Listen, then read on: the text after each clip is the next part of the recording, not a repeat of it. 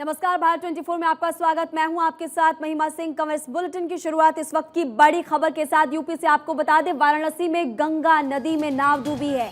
नाव में कुल 34 यात्री सवार थे। नाव सवार यात्रियों को पुलिस ने बचाया। नाव डूबने से 2 यात्रियों की हालत गंभीर बनी हुई है। ये इस वक्त की बड़ी खबर हम आपको बता रहे हैं। अब तक मिली जानकारी के मुताबिक जिला प्रशासन की ढिलाई और नाविकों की कारगुजारी एक बार फिर से गंगा में जानलेवा साबित हुई है। नाव डूबने से 2 यात्रियों की हालत गंभीर बनी हुई है। नाव सवार यात्रियों को पुलिस ने हालांकि बचा लिया। गनीमत ये रही कि यात्री बच गए। इस नाव में कुल 34 यात्री सवार थे। यूपी से इस वक्त की बड़ी खबर, वाराणसी में गंगा नदी में नाव डूबी। नाव डूबने से 2 यात्रियों की हालत गंभीर बनी हुई है, जिनका फिलहाल इलाज अस्पताल में चल रहा है। तकरीबन 34 सैलानियों से भरी ओवरलोडेड नौका नाव में डूब गई। आपको बता, नाव गंगा में डूब गई थी और ऐसे में हादसे की जानकारी होने के बाद पुलिस प्रशासन मौके पर पहुंचा। पुलिस प्रशासन जब मौके पर पहुंचा तो इस नाव में जब 34 यात्री सवार थे तो उनको सुरक्षित बचाया गया। लेकिन अब तक जो जानकारी निकलकर सामने आ रही है, नाव डूबने से 2 यात्रियों की हालत गंभीर बनी हुई है, जिनको अस्पताल में भर्ती कराया गया। मिली जानकारी के अनुसार दक्षिण भारत के करीब 34 सैलानियों से नौका ओवरलोडेड थी। इसकी वजह बताई जा रही ओवरलोडिंग। ऐसे में नाव में जब यात्री सवार थे तो उनको बचा लिया गया। तो संविधान दिवस पर कार्यक्रम का आयोजन किया जा रहा है। इस वक्त प्रधानमंत्री कुछ कह रहे हैं, आप सुनिए। श्री विकास सिंह जी, सभी उपस्थित न्यायाधीशगण, सम्मानित अतिथिगण, देवी और सज्जनों, नमस्कार। आप सभी को और सभी देशवासियों को संविधान दिवस की हार्दिक शुभकामनाएं। 1949 में ये आज का ही दिन था जब स्वतंत्र भारत ने अपने लिए एक नई भविष्य की नींव डाली थी। इस बार का संविधान दिवस इसलिए भी विशेष है क्योंकि भारत ने अपनी आजादी के 75 वर्ष पूरे किए हैं। हम सभी अमृत महोत्सव मना रहे हैं। मैं आधुनिक भारत का सपना देखने वाले बाबा साहब आम्बेडकर समेत संविधान सभा के सभी सदस्यों को, सभी संविधान निर्माताओं को आदरपूर्वक नमन करता हूं। बीते 7 दशकों में संविधान की विकास और विस्तार यात्रा में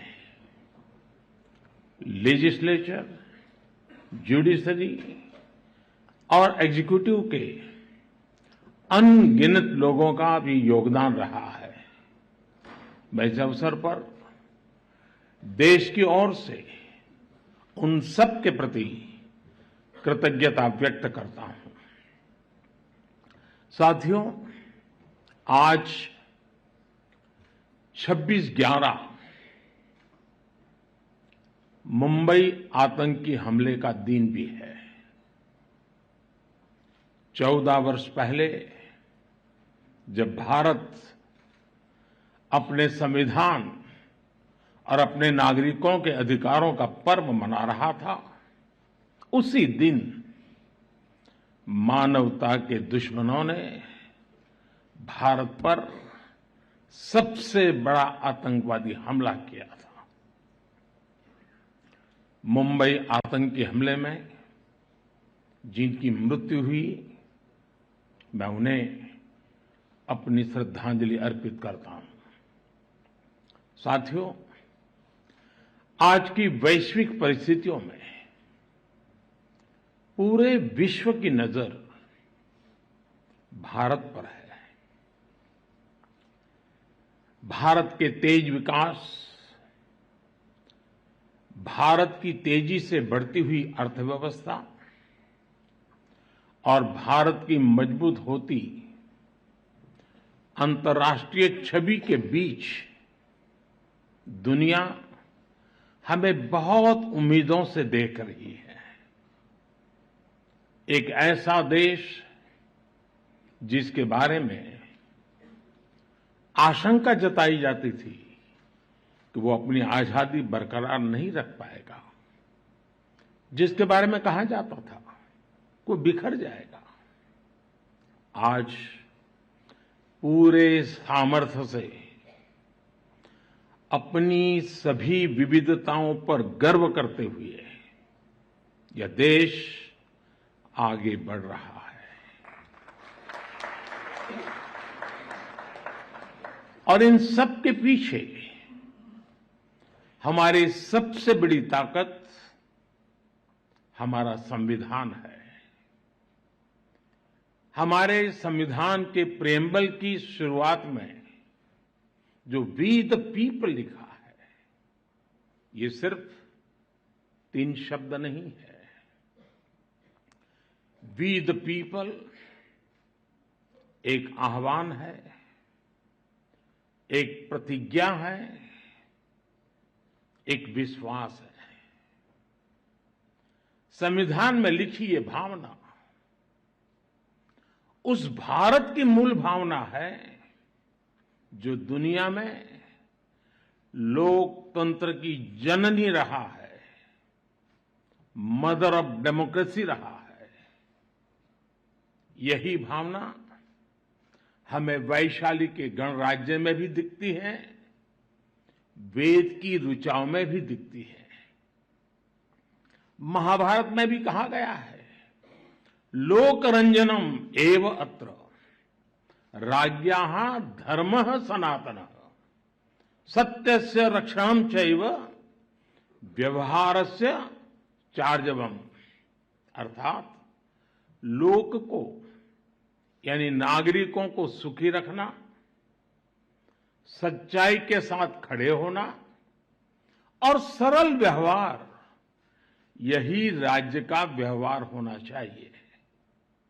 आधुनिक संदर्भ में भारत के संविधान ने देश की इन सभी सांस्कृतिक और नैतिक भावनाओं को समाहित किया हुआ है।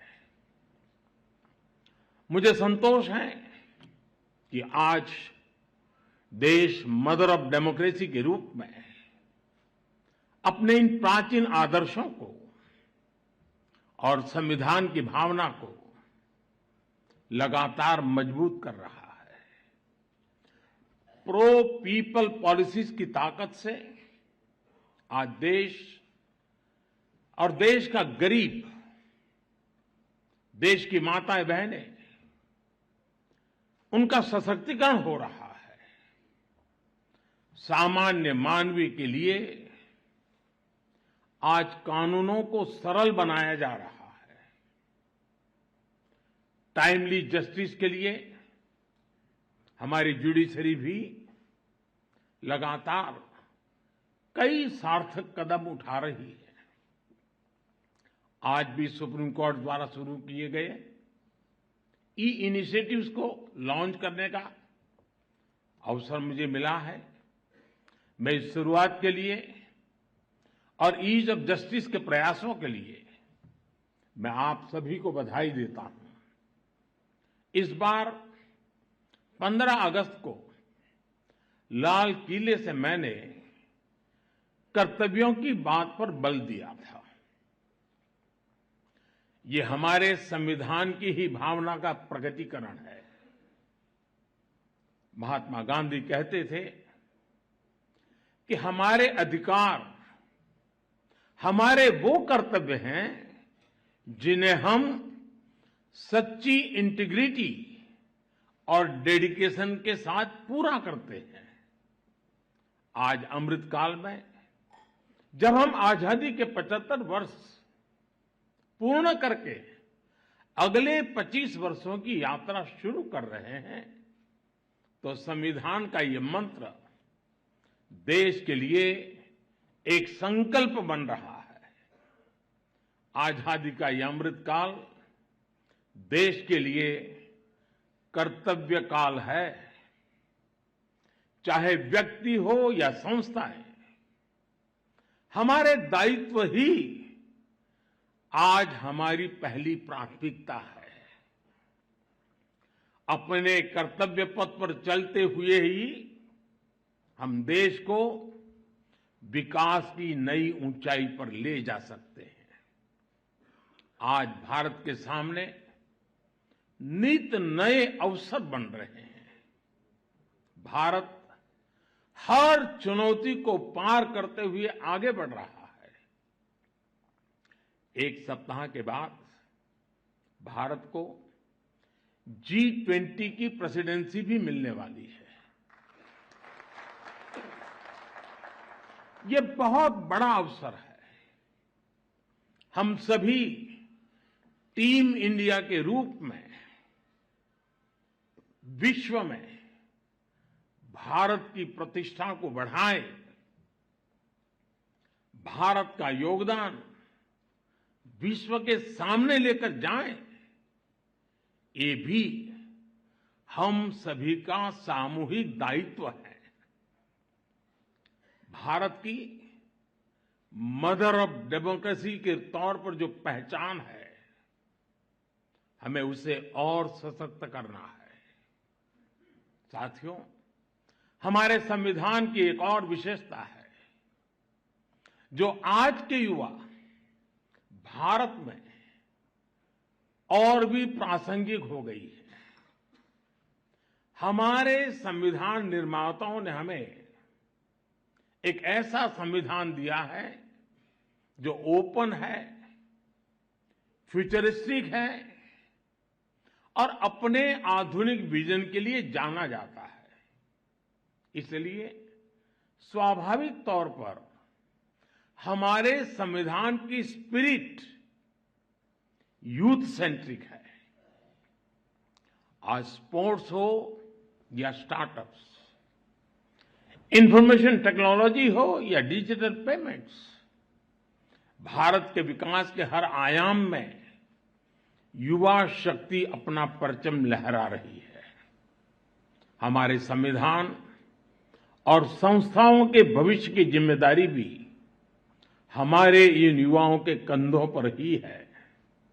इसलिए आज संविधान दिवस पर मैं सरकार की व्यवस्थाओं से, देश की न्यायपालिका से एक आग्रह भी करूंगा। आज के युवाओं में संविधान को लेकर समझ और बढ़े, इसके लिए ये जरूरी है कि वो संवैधानिक विषयों पर डिबेट्स और डिस्कशंस का हिस्सा बने। जब हमारा संविधान बना तब देश के सामने क्या परिस्थितियां थी, संविधान सभा की बहसों में उस समय क्या हुआ था, हमारे युवाओं को इन सब विषयों की जानकारी होनी चाहिए। इससे उनके संविधान को लेकर दिलचस्पी और बढ़ेगी। इससे युवाओं में इक्वालिटी और एम्पावरमेंट जैसे विषयों को समझने का विजन पैदा होगा। उदाहरण के तौर पर हमारी संविधान सभा में 15 महिला सदस्य थी और उनमें एक दक्षयानी बेलियाउधन वो महिला थी जो एक प्रकार से वंचित समाज से निकल करके वहां तक पहुंची थी। उन्होंने दलितों, मजदूरों से जुड़े कई विषयों पर महत्वपूर्ण इंटरवेंशंस किए। दुर्गाबाई देशमुख, हंसा मेहता, राजकुमारी अमृत कौर, ऐसे ही और कई महिला सदस्यों ने भी महिलाओं से जुड़े विषयों पर अहम योगदान दिया था। इनके योगदान की चर्चा कम ही हो पाती है। जब हमारे युवा इन्हें जानेंगे तो उन्हें अपने सवालों का जवाब भी मिलेगा। इससे संविधान के प्रति जो निष्ठा पैदा होगी वो हमारे लोकतंत्र को, हमारे संविधान को और देश के भविष्य को मजबूत करेगी। आजादी के अमृत काल में ये भी देश की एक अहम जरूरत है। मुझे आशा है संविधान दिवस इस दिशा में हमारे संकल्पों को और अधिक ऊर्जा देगा। इसी विश्वास के साथ आप सभी का बहुत बहुत धन्यवाद।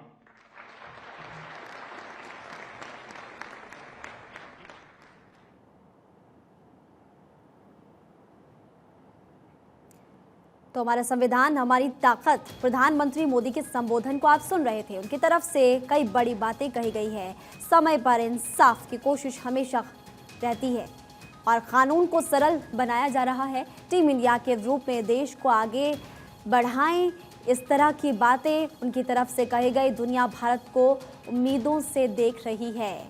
संविधान दिवस समारोह में प्रधानमंत्री नरेंद्र मोदी के संबोधन को आप सुन रहे थे और अपने संबोधन में संविधान दिवस की बधाई प्रधानमंत्री मोदी ने देशवासियों को दी और इस बाबत कई बड़ी बातें उनकी तरफ से कही गई।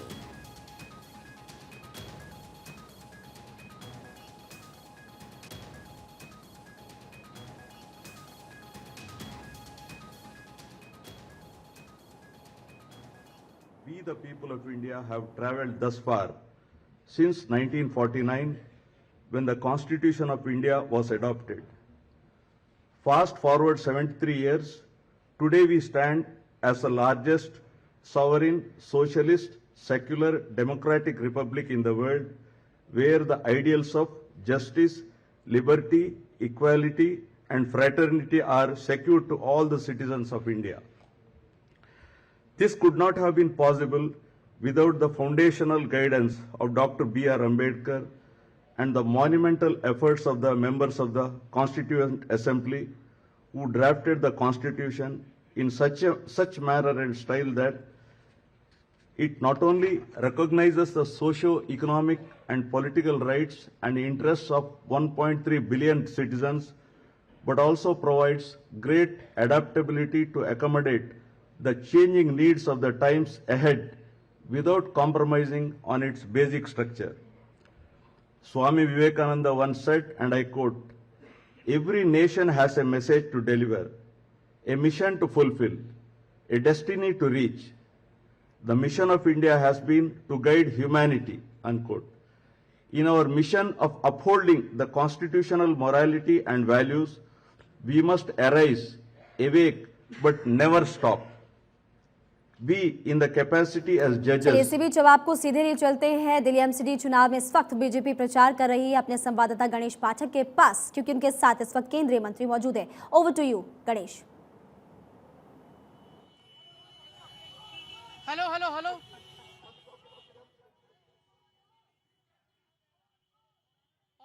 चुनाव को लेकर गणेश सियासत हाई है। आपके साथ इस वक्त केंद्रीय मंत्री अनुराग ठाकुर, उनसे सवाल पूछिए किस तरह से तैयारियां, क्या मुद्दे होने वाले हैं। जी गणेश। केंद्रीय मंत्री अनुराग ठाकुर शास्त्री नगर में रोड शो करने के लिए पहुंचे हुए हैं। हम सीधे केंद्रीय मंत्री अनुराग ठाकुर से बात करते हैं। अनुराग जी, क्या कुछ कहेंगे जिस तरीके से शास्त्री नगर में रोड शो करने के लिए पहुंचे? लोगों का अपार जन समर्थन आप देखिए। लोग अपने घरों से बाहर निकलकर भारतीय जनता पार्टी के लिए अपना वोट देने का विश्वास व्यक्त कर रहे हैं, आशीर्वाद दे रहे हैं। और ये भारतीय जनता पार्टी ने जो देश में एक नए आयाम स्थापित किए हैं, उससे अपने आप पता चलता है कि लोग भारतीय जनता पार्टी को चाहते हैं और दिल्ली में भी केजरीवाल की सरकार से त्रस्त हो चुके हैं। अब चलते जाओ जी इनके चक्कर में। सर, जिस तरीके से लोगों को जन समर्थन मिल रहा है, क्या कुछ कहेंगे? क्योंकि पीछे देखने को मिल रहा है, आगे देखने पूरी तरीके से लोग ही लोग चारों तरफ नजर आ रहे हैं। निश्चित तौर पर लोग अपने काम छोड़कर घरों से बाहर निकलकर आशीर्वाद जिस तरह से दे रहे हैं, वो अपने आप में दिखता है कि भारतीय जनता पार्टी के प्रति लोगों का कितना प्यार है, जन समर्थन जो मिल रहा है। जी सर, जिस तरीके से अभी केंद्रीय मंत्री आप सत्येंद्र जैन का एक और नया वीडियो सामने आया, क्या कहेंगे? ये दिखता है कि कैसे आम आदमी पार्टी जनता के पैसे को लूटने का काम करती है, नोट कमाती है, जब भ्रष्टाचार के चलते जेल में जाती है तब वहां जाके मसाज करवाती है, 5 स्टार का खाना खाते हैं। ये अपने आप में दिखाता है कि भ्रष्ट तो है ही, बेशर्म भी है। बेशर्म मैं इसलिए कह रहा हूँ कि हिंदुस्तान के इतिहास में आज तक कभी नहीं हुआ कि कोई मंत्री पर गंभीर भ्रष्टाचार के आरोप हो, वो 6 महीने से जेल में हो, लेकिन फिर भी मंत्री बना हो। अपने आप में दिखाता है कि कितने भ्रष्ट और बेशर्म आम आदमी पार्टी है। सर, अरविंद केजरीवाल बीजेपी को 20 सीट दे रहे हैं, आप कितना आश्वस्त? अरविंद केजरीवाल जी को स्वयं और आम आदमी पार्टी को उत्तर प्रदेश में खाता नहीं खुल पाया, जमानतें जब्त हुई। 70 सीटें थी, एक भी नहीं मिल पाई। यूपी में 403 सीटें थी, एक भी नहीं मिल पाई, सब पे जमानत जब्त हुई आम आदमी पार्टी की। अरविंद केजरीवाल हर जगह बड़ी बड़ी बातें करते हैं, फिर जमानतें जब्त करवाते हैं। लोगों का उनमें विश्वास खत्म हो चुका है। सर, गुजरात में भी चुनाव होना है, गुजरात को लेकर क्या कुछ कहेंगे? गुजरात में भारी जीत होगी, आज तक की सबसे बड़ी जीत गुजरात में भारतीय जनता पार्टी की होगी।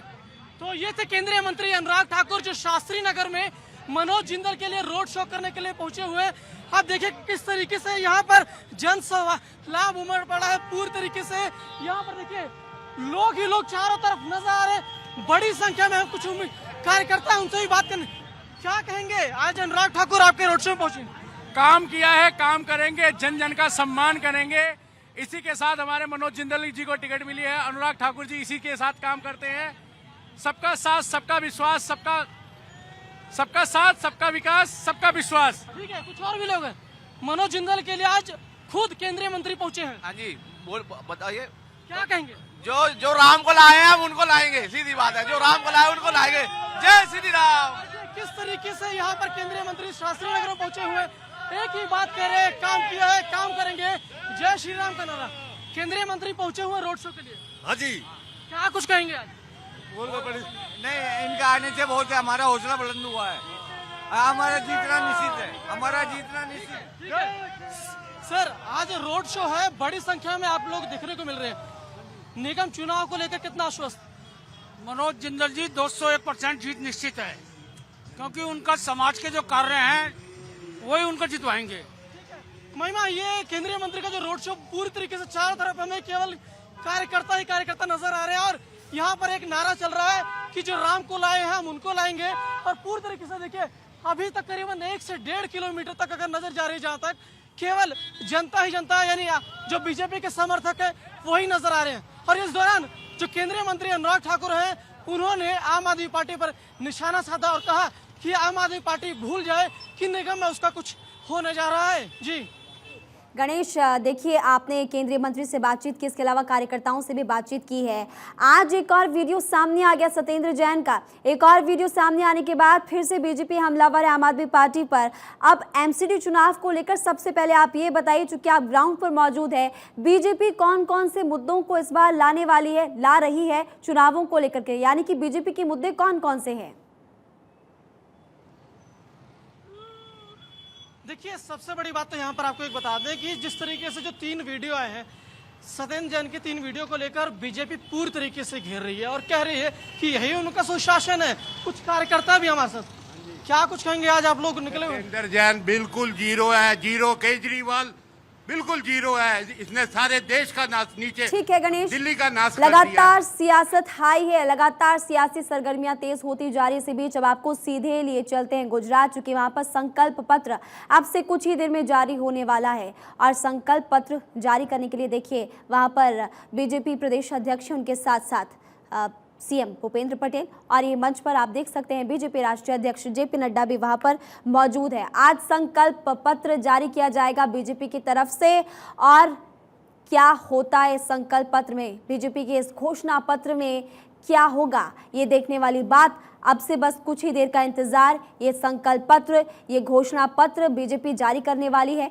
मंच पर तमाम सियासी दिग्गज पहुंच चुके हैं और अब से कुछ ही देर में बीजेपी गुजरात चुनाव को लेकर अपना घोषणा पत्र यानी कि अपना मैनिफेस्टो जारी करेगी।